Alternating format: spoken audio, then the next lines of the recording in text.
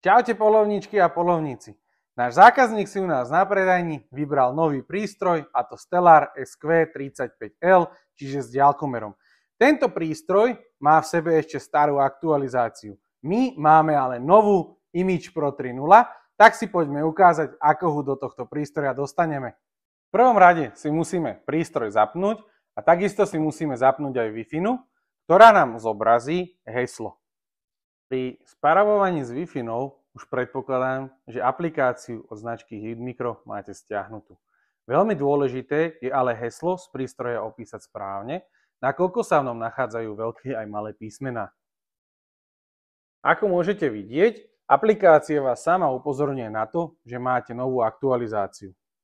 Po jej rozkliknutí sa vám sama stiahne a nainštaluje do zariadenia. Počas aktualizácie, či už na mobilnom zariadení alebo na prístroji, môžete sledovať, na koľko percent je prístroj zaktualizovaný.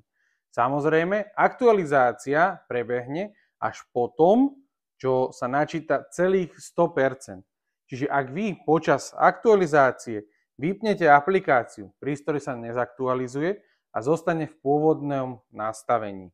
Po úplnom načítaní aktualizácie sa do prístroja sa prístroj sám vypne a zapne, čiže sa reštartuje.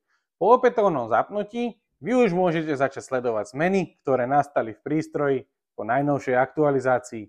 Hlavnou zmenou pri aktualizácii Image Pro 3.0 je kvalitnejší obraz, ktorý vám omnoho zreteľnejšie zobrazí tepelné zdroje.